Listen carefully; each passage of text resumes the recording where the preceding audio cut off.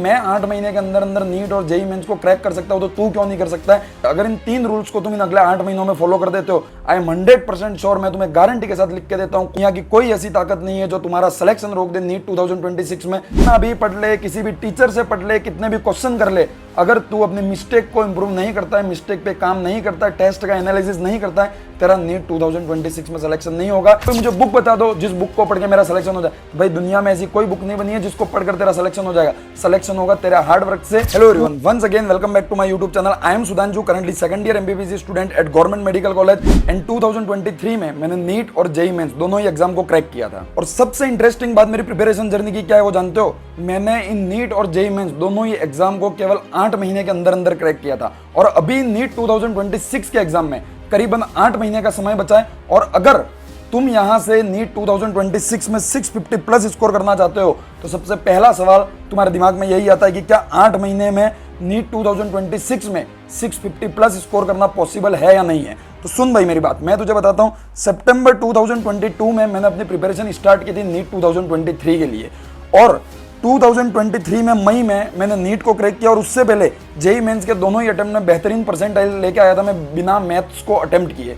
तो यहां से अगर मैं 8 महीने के अंदर अंदर नीट और जेईई मेंस को क्रैक कर सकता हूं, तो तू क्यों नहीं कर सकता है? अगर मैं कर सकता हूं तो तू भी कर सकता है। बस जरूरत है उस मोटिवेशन की, उस हार्ड वर्क करने की कैपेसिटी की, और उस कंसिस्टेंसी की जो मैंने 8 महीने की थी। मैंने उन 8 महीनों की प्रिपरेशन में सब कुछ भूल कर, सब कुछ छोड़कर, ना कोई दोस्त, ना कोई यार, ना कोई रिश्तेदारों से बात करना, कोई मतलब नहीं था मुझे किसी से। बस मुझे मतलब था केवल अपने सिलेक्शन से। अगर तेरे में दम है इस तरह सब भूल कर मेहनत करने का, तो तू आराम से उस नीट के एग्जाम में 650 प्लस स्कोर कर लेगा। इस बात की गारंटी मैं लेता हूं। बस तुझे एक सही स्ट्रेटेजी, सही प्लानिंग की जरूरत है, जिसको तू कंसिस्टेंसी के साथ डेडिकेटेड होकर हार्ड वर्क कर इन 8 महीनों में फॉलो करे। और वो स्ट्रेटेजी आज की इस वीडियो में मैं तुझे बताने वाला हूं कि मैंने इन 8 महीनों में किन किन स्ट्रगलों को फेस किया, और इस पूरी जर्नी से क्या एक्सपीरियंस लिया, क्या स्ट्रेटेजीज मैंने यूज की, किन टिप्स को मैंने यूज किया, और किन गलतियों को मैंने किया जो तुम ना करो। ये सब चीजें आज के इस वीडियो में मैं बताने वाला हूं। और अगर तुम इन 8 महीनों में इन स्ट्रेटेजीज को फॉलो करते हो, इस वीडियो को लास्ट तक देखते हो और बताई गई हर चीज को नोट करना,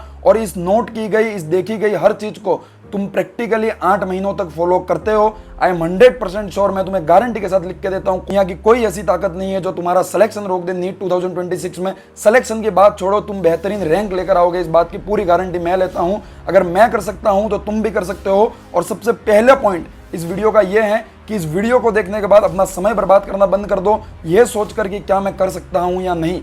खुद से ये कहना शुरू कर दो, हाँ मैं कर सकता हूं, और कमेंट बॉक्स में ये लिख के जाना कि हाँ मैं कर सकता हूं भैया, मैं करके दिखाऊंगा। और नीट 2026 के एग्जाम के बाद आकर इसी वीडियो के कमेंट बॉक्स में ये लिख के जाऊंगा कि हाँ मैंने करके दिखाया। तो बिना किसी देरी के इस वीडियो को शुरू करते हैं और देखते हैं कि इन 8 महीनों में अपनी क्या मास्टर स्ट्रेटेजी होनी चाहिए। और मैंने जो एक्सपीरियंस अपनी जर्नी के थ्रू गेन किया है, जो मुझे पता है, जो स्ट्रेटेजी मैंने यूज की है, सब प्रैक्टिकली मैं इस वीडियो में तुम्हें बताने वाला हूँ। और इस चैनल पर तुम्हें हमेशा प्रैक्टिकल स्ट्रेटेजीज और ऐसी टिप्स की वीडियो मिलेंगी जो तुम्हें तुम्हारी मंजिल के करीब ले जाए, जो तुम्हें तुम्हारे डॉक्टर बनने के सपने के करीब ले जाए। या किसी फालतू बकवास बातों की या फिर किसी ऐसी बातों की बात नहीं होगी जो तुम्हारे अंदर डोपामिन रिलीज करवा कर तुम्हें खुश करे। यहाँ हर प्रैक्टिकल बात होगी कि वास्तव में 8 महीनों में कैसे नीट निकाला जाता है, कितने घंटे हमें मेहनत करनी होगी, कैसी मेहनत करनी होगी। ये बातें तुम्हें इस पूरे साल यहाँ इस चैनल पर बताए जाएंगे। तो अगर इस चैनल पर नए हो तो सब्सक्राइब कर लेना।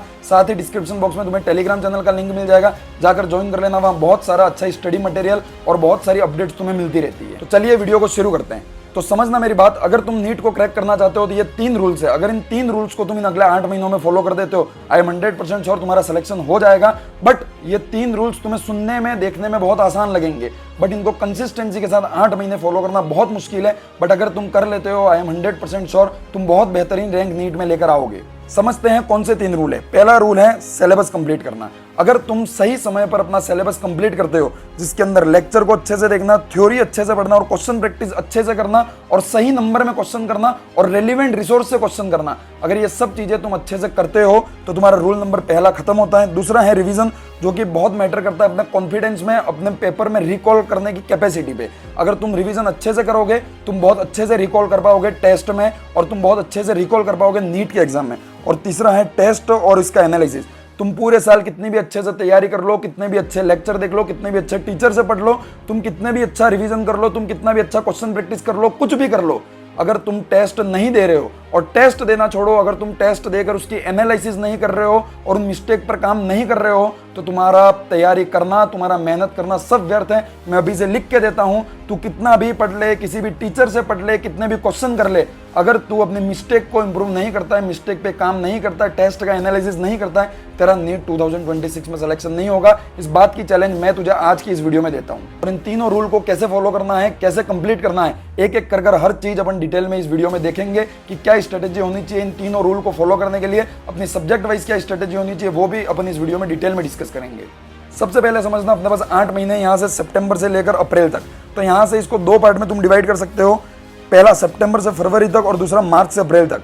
सितंबर से फरवरी तक के ये जो 6 महीने हैं, इन 6 महीनों में तुम्हें सिलेबस कंप्लीट करना है। 2 साल का सिलेबस 11th और 12th का 6 महीनों में खत्म करना खाने की बात नहीं है। तुम अगर आसान लगता है तुम्हें तो बिल्कुल आसान नहीं है, बट इतना मुश्किल भी नहीं है। अगर डेडिकेटेड होकर तुम पूरे दिन के 3 या 4 लेक्चर देखते हो और अपना बिल्कुल टाइम वेस्ट नहीं करते हो, आसानी से 6 महीनों में सिलेबस कंप्लीट कर दोगे, चाहे तुम किसी भी ड्रॉपर बैच से पढ़ रहे हो। इस बात की गारंटी मैं तुमसे लेता हूं। साथ ही सिलेबस कंप्लीट करने के साथ तुम्हें टेस्ट देने हैं, जो कि 5 सिलेबस टेस्ट होने चाहिए, जो हर 14 या 21 दिन में तुम जिस भी कोचिंग में पढ़ रहे हो, जिस भी बैच को ज्वाइन कर रखा है, उसमें होते हैं, उन टेस्टों को देना है और उसका एनालिसिस कर अपनी गलतियों पर काम करना है। और बाकी के जो 2 महीने बचे, ये 2 महीने मेन होंगे अपनी प्रिपरेशन जर्नी के, जिसमें अपन को 3 से 5 बार रिवीजन करना है और पार्ट और फुल सिलेबस टेस्ट देने हैं लास्ट में। और सुनना मेरी बात, अगर तुम इन पहले 6 महीनों को अच्छे से करते हो, तुम्हारा कोई बैकलॉग नहीं होता है और तुम अच्छे से अपना सिलेबस खत्म करते हो, तो ये आखिरी के 2 महीने बहुत स्मूथ होंगे। तुम 5 बार या 10 बार रिवीजन कर लोगे, ध्यान रखना। बट कोई चीज इन पहले 6 महीनों में अधूरी छूट गई तो इन बाकी के 2 महीने तुम्हें बहुत ही ज्यादा स्ट्रगल करना पड़ेगा रिवीजन करने में और अपना सिलेबस कंप्लीट करने में। अब बात करते हैं हाउ टू कंप्लीट सिलेबस, जो कि अपना पहला रूल है कि सिलेबस को कैसे खत्म करना है, अपनी सब्जेक्ट वाइज क्या स्ट्रेटेजी रहनी चाहिए। तो समझना, मैं 2 टाइप से अपनी स्ट्रेटेजीज को डिवाइड करता हूं, बायो, इनऑर्गेनिक और ऑर्गेनिक। तीनों में सेम होनी चाहिए, फिजिक्स और फिजिकल केमिस्ट्री में सेम होनी चाहिए। बायो, इनऑर्गेनिक और ऑर्गेनिक में सबसे पहले तुम्हें लेक्चर देखने हैं, देन नोट्स बनाने, उसके अच्छे से नोट्स को रिवीजन करना है, देन एनसीईआरटी की एक एक लाइन गोट के पी जानी है। इस तरह से एनसीईआरटी पढ़नी है इन तीनों सब्जेक्ट में।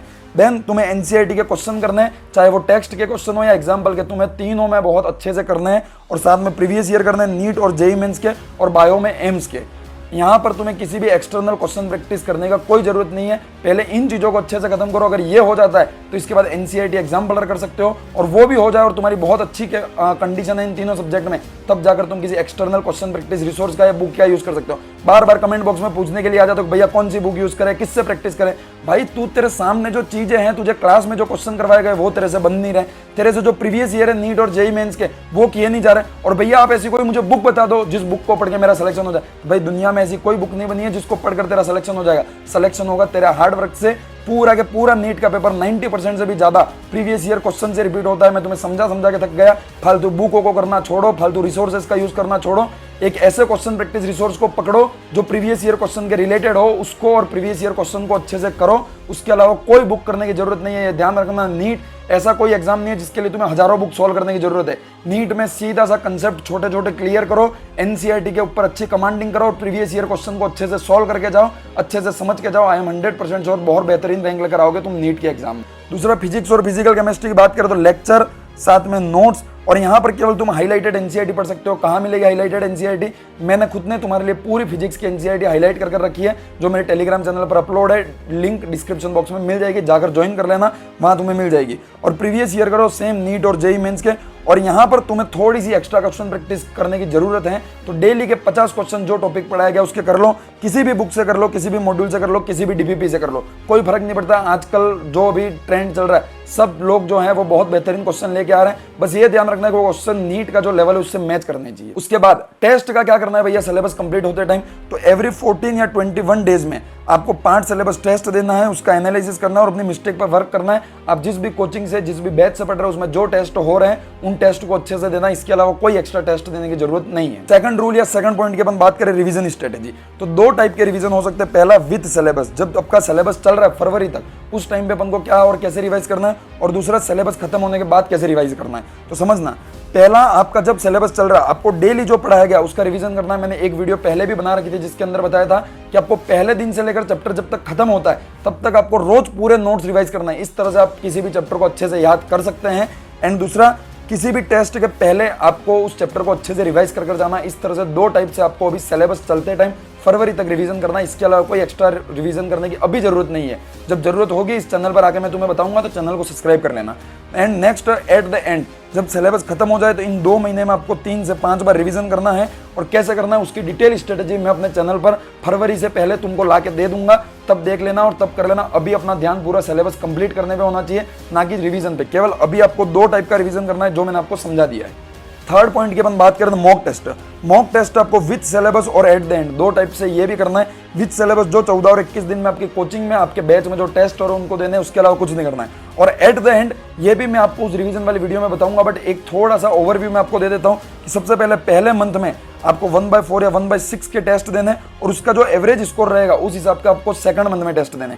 मतलब अगर 650 प्लस स्कोर है आपका एवरेज, तो आपको डेली एक टेस्ट देना है। अगर 600 से 650 प्लस है तो 3 टेस्ट एक वीक में देने। अगर 500 से 600 के बीच में 2 टेस्ट देने, और 500 से कम है तो 1 टेस्ट एक वीक में देना, इससे ज्यादा नहीं देना है। क्योंकि अगर कम नंबर आ रहा है मतलब अपन को रिवीजन में कमी है, अपन को रिवीजन अच्छे से करना, ना कि टेस्ट ज्यादा देने। जब स्कोर बढ़ता जाएगा अपन टेस्ट का नंबर बढ़ाता जाएंगे। अगर आपके 670 680 नंबर आ रहे हैं तो अब दिन में 2 या 3 टेस्ट भी दे सकते हैं, क्योंकि इसका मतलब ये है कि तुमको सिलेबस पूरा अच्छे से खत्म है, तुमको हर चीज याद है, बस अब तुमको ज्यादा से ज्यादा प्रैक्टिस करने की जरूरत है। तो इस तरीके से इन 8 महीनों में तुम्हारी स्ट्रेटेजी होनी चाहिए। हर चीज मैंने इस वीडियो के अंदर कवर की है, चाहे थ्योरी कहां से पढ़नी है, एनसीईआरटी कैसे पढ़नी है, क्वेश्चन कहां से करना है, कैसे करना है, टेस्ट कहां से देने और रिवीजन कैसे करना है, हर चीज मैंने कवर की है। और इसी स्ट्रेटेजी को फॉलो कर मैंने भी अपना नीट और जेईई मेंस में सिलेक्शन करवाया था, और तुम भी करवा सकते हो। तो इसी स्ट्रेटेजी को फॉलो करो, अपना सिलेक्शन कंफर्म करो। और इस वीडियो के लिए एक लाइक तो बनता है, तो वीडियो को लाइक कर देना, और जो प्रॉमिस मैंने तुमसे मांगा है वो कमेंट बॉक्स में जरूर करके जाना। Thank you very much, all the very best, bye bye.